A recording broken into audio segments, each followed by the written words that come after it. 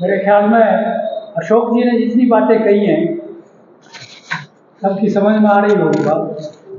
देखिए, हमारा संगठन बहुत छोटा सा है, एक डिस्ट्रिक्ट लेवल पर हमारी लोकल समस्याओं के लिए, लेकिन अगर नेशनल लेवल की अगर समस्याएं हैं उनको अगर हमने हल करना है, जिनमें 1 rank 1 pension, disability pension, anomalies बहुत हैं, विडोज पेंशन और अग्निवीर, भाई जो प्री मैच्योर आ जाते हैं उनकी OROP में जो है ना उनको लेना, बहुत सारी एनोमलीज हैं। लेकिन वो नेशनल लेवल की जितनी भी बातें हैं हमारा संगठन उसके लिए नहीं है। कोई नेशनल लेवल का अगर कोई संगठन है उसको हम सपोर्ट करेंगे तो सर्टनली जो है ना ऐसे ही सभी और संगठन देखते हुए, जैसे कि ये अशोक जी और शीशराम जी जो है ना अभी ये जगह जगह जा करके इस बात का जो है ना लोगों के अंदर जागृत करने की कोशिश कर रहे हैं कि अगर हम सब संगठित होंगे तो सर्टनली जो है ना हम एक दिन सफल होंगे। और हमारी आने वाली पीढ़ियाँ, अभी मेरी पेंशन, मैं भी 79 प्लस होने वाला हूँ, तो अब कितने दिन और पेंशन लूँगा। लेकिन जो अभी आज अग्निवीर भी भर्ती हो रहे हैं, जैसे इन्होंने एक बात बहुत अच्छी कही, ओल्ड पेंशन और न्यू पेंशन। ओल्ड पेंशन में तो जो लोग थे उन्होंने तो ये सोचा कि भाई हमने क्या करना है, हमारे को तो मिल ही रही है। जो नए लोग भर्ती हुए सेंट्रल गवर्नमेंट या स्टेट गवर्नमेंट में, उन लोगों को इस बात का ज्ञान नहीं था कि ओल्ड पेंशन क्या है और न्यू पेंशन क्या है। मेरी एक पुत्रवधू भी है जो कि 2011 में टीचर लगी।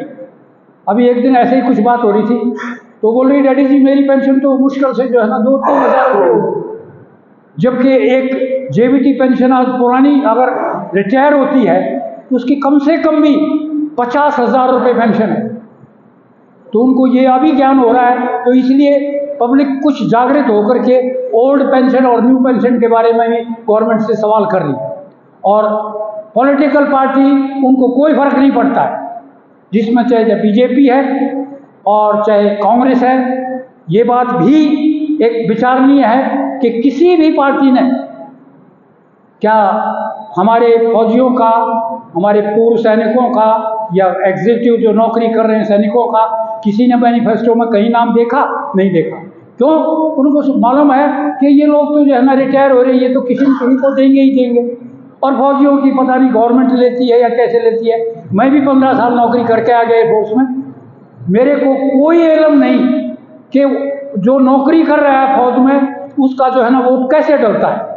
शायद किसी को मालूम हो तो, मेरे को तो मालूम नहीं, अगर किसी को मालूम हो तो प्लीज़ बताइए। है किसी को ज्ञान इसके बारे में? क्या वोट कैसे डलती है जो फिलहाल नौकरी कर रहे हैं या नौकरी करके बैलेट पेपर जाता है? बैलेट पेपर जी, जैसे हम वोट डालना है जी, क्योंकि वहाँ भरण करता था जी, और जो हमारे जो विधानसभा का लोकसभा में जी, हाँ बोलिए आगे। तो उस पर हम टिक लगा करके और एड्रेस दे दिया जाता था, जैसे कहीं पर वहाँ आप उसको भेज देते। आपने दी कितनी बार? को हम सपोर्ट करेंगे, लेट इट बी एनीवन, कोई भी हो सकता है, वो जरूरी नहीं है कि आप ये, आप विचार करिए, अपनी गोष्ठी करिए, अपना परामर्श करिए, अपने विचार करिए, और उसके बाद में आप जो है ना जो है उस संगठन को अगर आप तहे दिल से सपोर्ट करेंगे तो ऐसे अगर सब लोग, सब ये हमारे शीशराम जी हैं, अशोक जी हैं, हमारे इतने बुजुर्ग वेटरन साथी हैं, वेदपाल जी, तो जो है ना ये लोग क्यों घूम रहे हैं? इसलिए अपने लिए कोई नहीं घूम रहा है, ये इनको जरूरत नहीं है। शीशराम जी को अच्छी पेंशन मिलती है, इनको भी मेडिकल पेंशन मिलती है, सबको पेंशन मिलती है, कोई कुछ साल के लिए सबको मिलती है। हमारे को ये नहीं है कि हम अपने लिए जा रहे हैं, आने वाली पीढ़ियों के लिए वो हमको कोसे नहीं। जैसे अग्निवीर है, अगर इसके खिलाफ पब्लिक नहीं बोलेगी तो सर्टनली गवर्नमेंट चाहे कांग्रेस की भी आती है वो भी लागू रखेगी। क्योंकि अग्निवीर में अभी क्या होगा, अब 4 साल में क्या सभी लोग, आप कुछ 15 साल 20 साल 30 साल तक नौकरी करके आए, 4 साल में एक कितनी नॉलेज रखता है जेसीओ जवान, जब जेसीओ तो बनता ही नहीं, जवान कितनी नॉलेज रखता है, जीरो के बराबर रखता है। हमारे टाइम में तो 6-7 साल की नौकरी वाले को भी रखरूट बोलते थे। तो भाई ये बात विचारणीय है।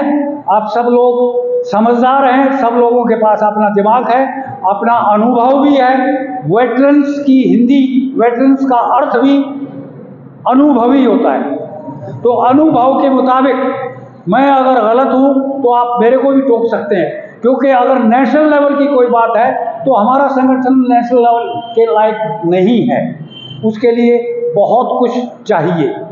तो हम किसी भी नेशनल लेवल के संगठन को अगर सपोर्ट करेंगे और ऐसे ही और विचार के लोग अगर उसके साथ में मिलेंगे और गवर्नमेंट को ये दिखाई देगा कि 28 लोग इकट्ठे हैं, तो गवर्नमेंट जरूर हिलेगी, इसमें कोई शक वाली बात नहीं।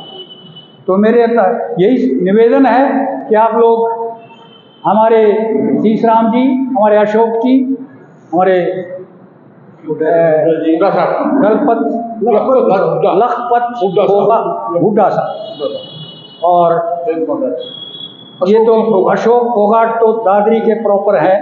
वहाँ पर तो एक क्या नाम था उनका, सोमवीर साहब हैं, सोमवीर शर्मा तो हैं ही हैं। अरे जो वो न्याय करते थे, जस्टिस खास दादरी के, जिनका जो है वहाँ महल था, अंग्रेजों ने किसी में जो दादरी के ऊपर राजा पुराणों की बात करते। बहुत बहुत धन्यवाद करता हूँ, और ये हमारे बीच में आए, अपने विचार रखे, और इनके विचारों से हमारे जो है ना सब लोग इस बात को जरूर विचार करेंगे। इन बात पर जो है ना मैं दोबारा से इन लोगों का बहुत बहुत धन्यवाद करता हूँ, जो कि ये हमारे बीच में अपना समय निकाल करके अपना जो कन्वेंस लेकर के खुद यहाँ पर आए, तो जो है ना थैंक यू वेरी मच।